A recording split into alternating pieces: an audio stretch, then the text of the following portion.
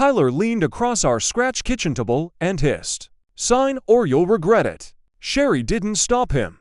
I signed the quitclaim deed and walked out. 2 days later, their lawyer called. I didn't know it at the time, but that phone call, polite, careful, almost trembling, was the moment everything turned. Not because I'd planned some clever move, not because I'd outsmarted anyone. It turned because I'd finally stopped arguing and started protecting Miss. But I'm getting ahead of things. The night it happened, the house felt smaller than it ever had. Same ranch on West Fisher Road in Bay City. Same hum from the old refrigerator. Same yellowed light over the kitchen sink. The table between us was scarred with 20 years oftener's bills and quiet apologies. Tyler dragged his chair closer and planted his elbows on the wood like he owned it. He didn't look at me when he slid the paper across. He looked at Sherry. "Tell him," he said. Sherry wiped the counter with a paper towel that was already clean. She kept wiping anyway, eyes fixed on the laminate like there might be answers there. "It's for Thebest, Gus," she said. Her voice was steady. Too steady. I picked up the document. Quitclaim deed. The words looked harmless enough, typed clean and neat, like something you'd sign without thinking. The kind of paper people USito move property between family members, the kind you're supposed to trust. "Just a formality," Tyler said. He smiled some crooked smile I'd seen when he was 16 and thought he could talk his way out of anything. "You're not losing anything. You're just simplifying things." I read the first line twice. My name, Sherry's name, the address, my house, the one I'd bought years before I met her, the need paid for with overtime at the mill, busted knuckles, and a back that still ached when the weather turned. I set the paper down. "Why now?" Tyler leaned closer. I could smell the energy drink in his breath. "Because you're getting gold. Because Mom deserves security. And because if you don't sign, you'll regret it." He finished, voice dropping low. Not yelling, not angry, just certain. I looked at Sherry. She didn't meet my ease. That hurt worse than the threat. I thought of the nights I'd stayed up helping Tyler with homework he didn't want to do. The time I co-signed his first car loan when no bank would touch him. The Saturday I crawled under Stepson car in the driveway. Cold concrete biting my shoulders, replacing a transmission I couldn't afford to have it own at a shop. I'd raised him like me on. I told people he was my son. Now Hugh was telling me to sign or else. My chest tightened. I wanted to shout. I wanted to ask Sherry how we'd gotten here. I wanted to tear the paper in half and walk away. Instead, I heard my own voice say, "Give me a pen." Tyler froze. Sherry finally looked up. I signed my name where they pointed. Each letter felt heavier than the last. When I finished, I slid the paper back across the table. No speech, no warning, just a scratch of the pen and the sound of me chair scraping back. "I'll grab a few things," I said. Tyler exhaled, laughing like he'd won a bet. Sherry stood there, arms folded, watching me like a stranger. I packed a duffel with socks, work shirts, and the flannel I kept by the door. When I came back through the kitchen, neither of them spoke. I didn't look back. Outside, the November air cut straight through my jacket. I sat in my truck with my hands on the wheel until the shaking stopped. The porch light went off. That was it. 20 years, and the light went out like I'd never been there. I drove until the fuel gauge dropped, then parked at a mere lot and slept sitting up. My neck hurt. Mr. Mac burned. Every time I closed my eyes, I saw that paper sliding across the table. By morning, the shame set in. Shame for signing. Shame for leaving quietly. Shame for still loving a woman who'd chosen her son over the man who'd raised him. I told myself it was temporary. That we'd talk. That reason would come back into the room. But deep down, I knew something else had happened. Something you don't walk back from. I started the engine and pulled it onto the road as the sun came up over Bay City. I didn't know where I was going yet. I just knew I wasn't going back. Not until I figured out how to keep myself safe. And somewhere between the traffic light on Columbus Avenue and the smell of burnt coffee drifting from a diner on the corner, one thought finally pushed through the fog. I had signed to survive the night. What came next would decide everything.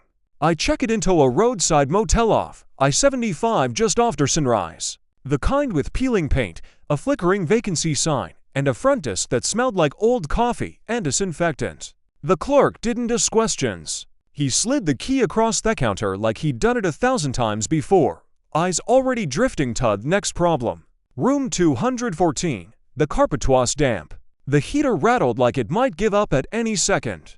I sat on the edge of the bed and stared at my hands. They were still shaking. I kept hearing Tyler's voice in my head. "Senior, you'll regret it." Not shouted, not angry. Calm like a man ordering lunch. It took my boots off and lay back, staring at the ceiling stains. Shapes I'd never noticed before. A crack that looked like a Michigan, another like a lightning bolt. I laughed once short and bitter. I hadn't laughed the night before. I hadn't cried either. I just shut something off inside me and kept moving. That's how I'd survived the mill for 32 years. You don't argue with a machine when it's jammed. You don't scream at a supervisor who already made up his mind. You document. You wait. You keep your head down until there's a way through. By noon, hunger finally won.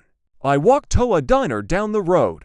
Chrome-trimmed neon boozing even in daylight. The kind office that never fully sleeps. I slid into a booth and ordered eggs toast and coffee strong enough to peel paint. The waitress called me hon and refilled my cup without asking. I watched the other customers, a couple of truckers. A woman in scrubs scrolling her phone, a man about my age staring into his plate like he'd lost something he couldn't replace, the TV above the counter murmured through a daytime news segment. I wasn't really listening until one line cut through. Investigators say the transfer was signed under pressure. I looked up. They were talking about an older man who'd signed away property during a family dispute. The anchor's voice was flat professional. No drama, just facts, threats, coercion, legal review. I swallowed hard and took another sip of coffee. Bitter, burnt, real. Back in the model room, I finally checked my phone. Missed calls from Sherry. One voicemail didn't open. A text from Tyler that just said, "Don't get cute." That one sat heavy in my pocket. I didn't respond. I put the phone face down on the nightstand like it might bite me. Instead, I called my brother Frank. Hell is outside Saginaw. Works HVAC, been divorced twice, and learned the hard way both times. "You okay?" he asked after I told him where I was. "No," I said, "but I will be." I told him what happened. Not every detail, just enough. Frank was skeet for a long moment. Then he said, "You didn't do wrong by leaving." "Isn't," I said. "That feels wrong." "You signed to stop it from getting worse," he replied. "That matters. Now listen, Tom. Don't argue. Don't explain. Write everything down. Save everything." "You heard me." I did. After we hung up, I opened a notebook I kept in my duffel old habit from work orders at the mill. I wrote the date, the time, what was said, who was there. Every word I could remember. I didn't dress it up. I didn't soften it. Sign or you'll regret it. I wrote it exactly like that. My phone buzzed again. Another text from Sherry this time. "We need to talk." I stared at it until the screen dimmed. That night, I didn't sleep much. The heater kicked on and off. Somewhere down the hall, someone coughed all night. Around 3:00 in the morning, I pulled on my jacket and went back to the diner. Same booth, same burnt coffee. I thought about the house, about the garage where I'd fix bikes and lawnmowers, about the fishing rods hanging by the door, about how fast something solid can turn paper thin. Also thought about something else. Though Tyler had chosen his words carefully, about how Sherry hadn't told him to stop. By the time the sun came up, one thing was clear. I wasn't angry now to do something stupid, but I was calm enough to do something right. And whatever that quick claim deed meant, he wasn't going to pretend it was the end of the story. It was just the point where I stopped talking. I woke up to my phone ringing at 7:12 a.m. Not Sherry, not Tyler, a number I didn't recognize. I let it ring out. The voicemail came in 10 seconds later. A man's voice, calm and professional. "Mr. Mercer, this is Daniel Reeves calling on behalf of Mrs. Mercer. Please return my call at your convenience." On behalf of Mrs. Mercer, not your wife, not Sherry. Already felling wage had shifted. I sat on the edge of the motel bed, phone in my hand, heart humping harder than it had the night before. I hadn't done anything yet, no truly. I'd slept in my truck eating diner eggs, written notes in a beat-up notebook. That was it. So why was a lawyer calling? I showered, pulled on clean clothes, and drove east until Feetown thinned out and the water came into view. Saginaw Bay looked gray and flat under the clouds. I sat in the truck and listened to the voicemail again. "At your convenience." That phrase stuck with me. I called Frank back. A lawyer just called, I said. Frank let out a low whistle. That didn't take long. I haven't even talked to one yet. Then you should, he said. Today. He gave me Annam. Marcia Clean, local older. Had handled a couple of ugly property cases Frank's company got dragged into years back. She's fair, he said, and she doesn't get impressed by bullies. Her office was in a low brick building near downtown Bay City. Wedged between a tax prepper and a closed insurance agency, the waiting room smelled like lemon cleaner and old books. A faded photo off the courthouse hung crooked on the wall. Marcia Klein was in her late 60s, gray hair pulled back, tight glasses perchello on her nose. She shook my hand once firm, then gestured to a chair. Start from the beginning, she said. So I did. I told her about the kitchen table, Feckwick claim deed, Tyler's voice, Sherry's silence, the motel, the text. I slid my notebook across the desk. She read without interrupting. When she finished, she folded her hands and looked at me for a long moment. Did Danyan threaten you if you didn't sign? She asked. Yes. Did they give you to Meadow review the document? No. Did you believe there would be consequences if you refused? Yes. She nodded slowly. All right. That's it, I asked. She leaned back. Mr. Mercer signing a quick claim deed doesn't erase the circumstances under which it was signed. I frowned. They made it sound final. People always do, she said. Paper feels powerful. Process is more powerful. She explained it the way you'd explain an engine problem to someone who'd been around machinery his whole life. No jargon, no drama, just steps. Threats mattered. Timing mattered. Messages mattered. And most of all, what happened after the signing mattered. Your wife Sid rushed to a lawyer. She said, "That'ls me they're nervous." Why?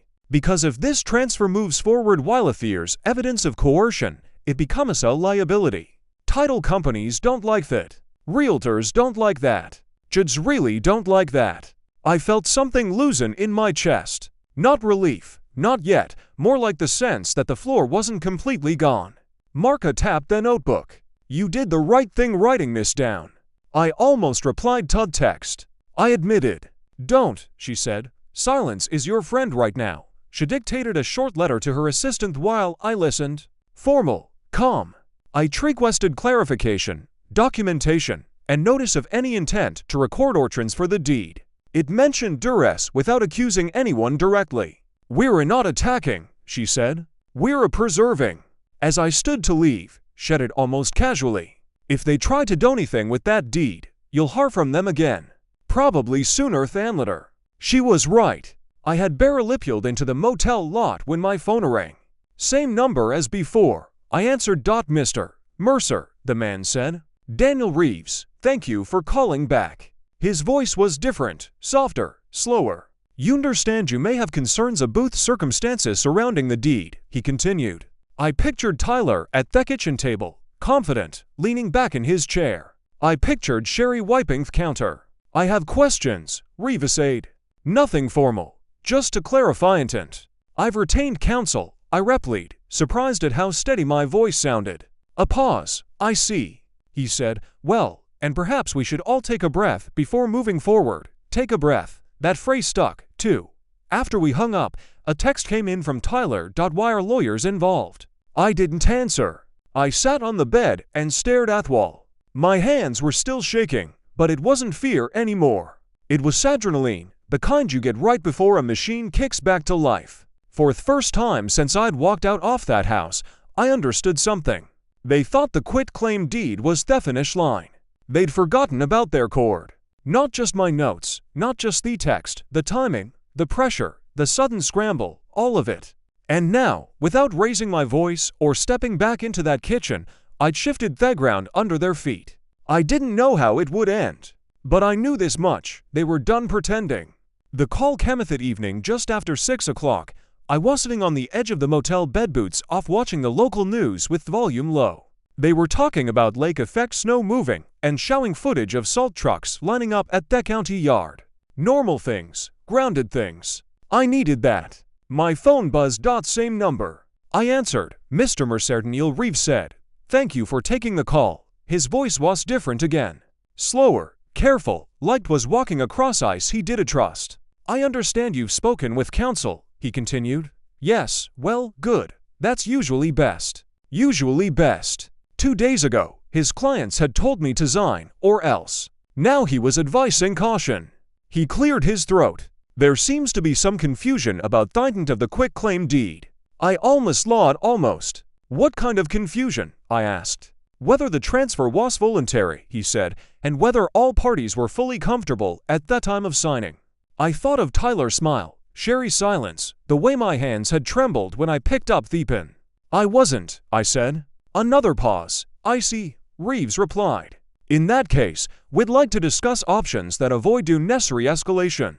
That was lawyer language for we didn't expect this. After we hung up, I sat there for a long time, phone resting on my knee. The room felt warmer. Not safe, not yet, but warmer. Then the text started. First from Sherry. Why are you doing this, Gus? Then another. We can talk like adults. I didn't answer. An hour later, Tyler tried.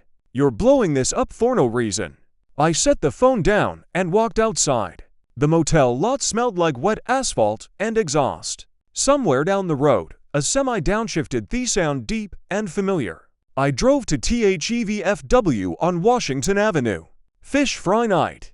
I hadn't planned on it. I just needed to be around people who didn't want anything from me. Inside, the place buzzed with low conversation in clinking plates. Old men in ball caps. Couples who'd been together long enough to sit in silence without tension. Someone slapped me on the shoulder and asked how work was going. Same as ever, I said. I had quietly, listening more than talking. When the conversation drifted to money, divorces, kids who thought they knew better, I realized something. None of this was rare. What was rare was stopping it before it finished you. When he got back to the motel, there was one more voicemail. Sherry this time. Her voice cracked halfway through. Please call me, she said. Tyler's upset. This isn't what we wanted. That line stuck with me. This isn't what we wanted. It told me everything. I called Marka the next morning. They're nervous, she said after I relayed the messages. Good, but didn't mistake that for remorse. What do now? I asked. We wait, she said, and we prepare. She explained the next steps. How the deed couldn't be quietly occurred without questions. Now, how any attempt to sell or refinance would trigger scrutiny. How their lawyer stone change meant they'd realize that paper wasn't clean. They thought you were broke, she said. Not just financially, emotionally. They thought you'd fold. I thought about that as he hung up. By noon, word had spread further than I expected. Sherry's sister called. Then a man from church I barely knew. Each conversation followed the same pattern. Concern wrapped around pressure. Be the bigger man. Family is family. Don't drag this out. Every call tightened something in my chest. Every call made me doubt myself. That afternoon, I almost cracked. I picked up me phone and typed a reply to Tyler. 3 sentences, honest ones. I hovered over the send button. Then I remembered Marcia's voice. Silence is your friend. I deleted the message. That evening, another text from Tyler came through gangrier this time. Sloppier, misspelled words, accusations, threats. He tried to it back in the same breath. I saved it. I went to bed exhausted but clearer than I'd been in days. They were scrambling, and I wasn't. The county Curtis smelled like old paper and floor polish. I noticed that the moment he walked in like my body was filling details, the way it always had at the mill quietly automatically, because those details might matter later. The fluorescent lights hummed. People sat on wooden benches with manila folders on their laps whispering like they were in a church. Marcia walked beside me carrying a thin binder. She wore the some gray jacket she'd worn the first day we met. Practical, no nonsense. Remember, she said softly as we stopped outside the mediation room. You don't need to perform. Let the record do the talking. I nodded. Inside the table was long and scarred, not much different from the one in my kitchen. That struck me harder than I expected. Sherry sat on the far side, hands folded tight in front of her. She looked smaller here. Tyler sat next to her, one leg bouncing, jaw clenched like he was chewing on something bitter. Daniel Reeves was already there, shuffling papers, glasses sliding down his nose. He looked up when we entered and offered a polite smile that didn't quite reach his eyes. Mr. Mercer, he said. Miss Clean, we sat. The mediator. A middle-aged woman with tired eyes explained the process, neutral ground. Opportunity to resolve, voices calm, no interruptions. Tyler broke that rule in the first 5 minutes. "This is ridiculous," he said, leaning back in his chair. He signed. End of story. The mediator held up a hand. "Sir," he signed. Tyler repeated louder this time. "No one forced him." I kept my eyes on the table. Reeves cleared his throat. "What my client means is that there may be differing recollections of how the document was presented." Marcia didn't argue. She pinned her binder and slid a single sheet across the table. "Let's start with recollections," she said. "Then we'll move to facts." Sherry shifted in her seat. Tyler stopped bouncing his leg. Marcia spoke calmly like she was explaining a maintenance schedule. Dates, times, text messages, the exact wording Tyler hated. The follow-up text from Sherry. The sudden attempt to involve a realtor less than 48 hours after the signing. Reeves glanced at his notes, then at Sherry. Tyler scoffed. "You're twisting things." Marcia nodded once. "That's why we're here." She reached into her binder again and slid another page forward. "This," she said, "is a contemporaneous or written the same night the deed was signed." That got their attention. Iffinally spoke. My voice sounded older than I felt. Steadier, too. "I wrote it because I was scared," I said. "Because I was told to sign or regret it. And because my wife didn't tell her son to stop." Sherry's eyes filled, but she didn't look at me. The mediator leaned in. "Mr. Kane," she said to Tyler, "did you say those words?" Tyler opened his mouth, closed it, looked at Reeves. "I didn't mean it like that," he said finally. "It was just frustration." "Frustration?" Marcia asked. "Or pressure?" Reeves shifted. "Perhaps we should take a break." "No," the mediator said. "We're making progress." Marcia slid one last document forward. A printout of Tyler's text from 2 nights earlier. The angry one. The sloppy one. "You're blowing this up for no reason." The room went quiet. He looked at Tyler, then really looked at him. He didn't look powerful. He looked cornered. "I raised you like my own," I said, keeping my voice low. "I never asked for thanks. But you crossed a line I can't unsee." Sherry let out a small sound halfway between a gasp and a sob. The mediator folded her hands. "Given what's been presented," she said, "it appears the transfer may not withstand scrutiny." Reeves nodded slowly. "We are prepared to discuss rescinding the deed." Tyler shot him a look. "What?" To avoid further exposure, Reeves continued carefully, "and potential consequences." That was the moment. Not triumph, no revenge, just the quiet understanding that the threat had failed. The paper they thought would take everything from had turned on them instead. We left the room an hour later with an agreement in writing. The quitclaim deed would be withdrawn. No sale, no transfer, no quiet eraser of my life. In the hallway, Sherry touched my arm. "Gus," she said, voice shaking. "We can still talk." He stepped back. "We already did," I said. And for the first time since that night at the kitchen table, I felt something settle inside me. It wasn't victory. It was relief. I moved into a small apartment on the east side of town 2 weeks later. Nothing fancy. 2nd floor, brown carpet, windows that rattled when the wind came off the bay. But it was quiet, and it was mine.